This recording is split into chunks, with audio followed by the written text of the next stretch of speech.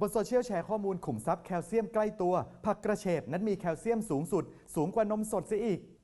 ชัวร์เหรอเรื่องนี้ถ้าจริงก็มีประโยชน์และควรรีบบอกกันครับแต่ก่อนจะแชร์ต่อต้องเช็คให้ถูกชัวร์ศูนย์ชัวร์ก่อนแชร์สำนักข่าวไทยอสมทสอบถามกับอาจารย์ที่สถาบันโภชนาการมหาวิทยาลัยมหิดลครับข้อมูลอันดับอาหารแคลเซียมสูงนี่จริงไหมครับผิดเลยนะครับไม่จริงนะครับโดยเฉพาะ1 2 3ไม่สอดคล้องกับที่เราเคยศึกษากันไว้มาดูกันทีละอย่างอันดับ1ผักกระเฉด100กรัมแคลเซียมสูงสุด387มิลลิกรัมผักกระเฉดมี54มิลลิกรัมเท่านั้นไม่ใช่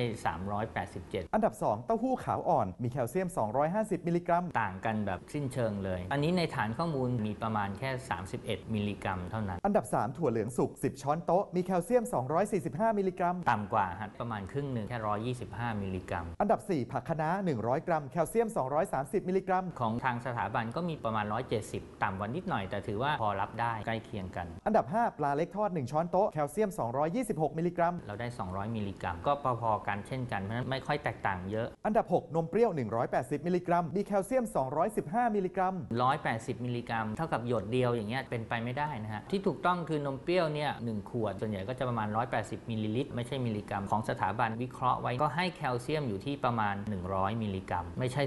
215อย่างที่ระบุไว้นมเปรี้ยวต้องน้อยกว่านมสดและท้ายตารางอันดับ7นมสด200มิลลิลิตรมีแคลเซียม200มิลลิกรัมที่ถูกต้องที่สุดก็คือในนมสดนี่แหละ200มิลลิลิตรเนี่ยได้ประมาณ200มิลลิกรัมเนี่ยอันนี้ใกล้เคียงมากลำดับที่7กลายเป็นอันดับ1ที่ควรบริโภคสำหรับคนที่สงสัยว่าจริงๆแล้วอาหารแต่ละอย่างมีสารอะไรเท่าไหร่สถาบันโภชนาการมีเว็บไซต์ให้เข้าไปลงทะเบียนใช้งานได้ฟรีเปิดให้ใช้ฟรีเลือกเอาได้เลยฮะอยากจะค้นหาตามชื่ออาหารค้นหาตามสารอาหารว่าอยากรู้ว่าแคลเซียมอะไรเยอะกว่ากันแต่จากข้อมูลจริงๆแล้วพืชผักบางชนิดก็มีแคลเซียมสูงไม่ใช่หรอครับใช่ครับเวลาเราพิจารณาว่าอะไรดีกว่าอะไรบางทีปริมาณสารที่มีทั้งหมดเนี่ยอาจจะไม่ใช่คำตอบสุดท้ายอย่างเช่นแคลเซียมเราก็คงต้องดูมีใยอาหารสูงไหมออกซาเลตสารต่อต้านการดูดซึมเนี่ยสูงไหมสารออกซาเลตเนี่ยชอบที่จะจับอยู่กับแคลเซียมมากถ้าเกิดมีออกซาเลตสูงด้วยใยอาหารสูงด้วยการดูดซึมอาจจะเหลือแค่ 10% ผักกระเฉดคะน้างาดำหรือว่างาขาวก็แล้วแต่แคลเซียมสูงแต่สารที่พากันแล้วเอาไปขับทิ้งก็สูงด้วยเนี่ยก็กลายเป็นเราก็ไม่ได้ประโยชน์จากส่วนนี้ครับในขณะที่นมไม่มีออกซาเลตเลยถึงแม้แคลเซียมประมาณ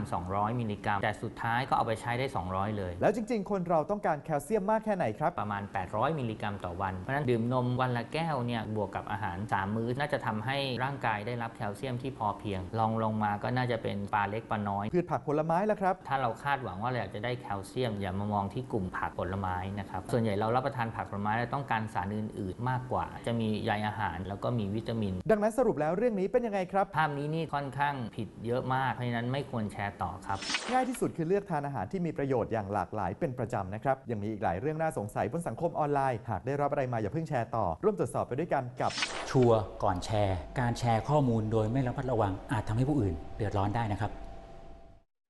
สนับสนุนโดยกองทุนพัฒนาสื่อปลอดภัยและสร้างสรรค์